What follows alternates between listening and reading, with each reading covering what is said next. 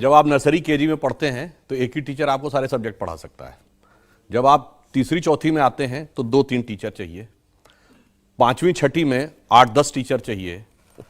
10वीं 12वीं में आप आते हैं तो सब्जेक्ट अलग अलग हो जाता है। साइंस में जो फिजिक्स पढ़ाएगा वो केमिस्ट्री नहीं पढ़ाएगा, जो जूलॉजी बनाएगा वो नहीं पढ़ाएगा। जब आप पोस्ट ग्रेजुएशन में जाते हैं तो स्पेशलाइजेशन अलग अलग हो जाता है, और जब आप पीएचडी में जाते हैं तो टॉपिक एक एक हो जाता है।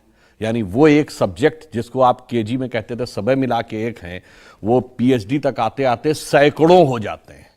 तो बस इतना समझ लीजिए, जो ज्ञान और चेतना के जिस स्तर पर होता है उसको उतना ही स्तर समझ में आता है।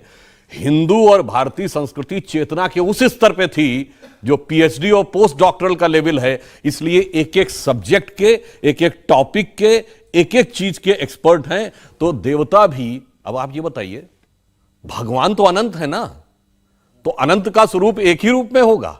अनंत की अभिव्यक्ति भी अनेक प्रकार की होगी। और ये तो वो लोग हैं मान्यवर जो ये कहते हैं कि आइसक्रीम तो 50 प्रकार की होनी चाहिए, ठीक है, ड्रेसेस दर्जनों प्रकार की होनी चाहिए, मॉर्निंग इवनिंग फलाना ढिमाका, और भगवान एक प्रकार के होने चाहिए। क्यों? इसलिए कि भगवान के लेवल पे अभी वो प्रिमिटिव लेवल पे पड़े हैं, जिसे कहते हैं करिया अक्षर भैंस बराबर।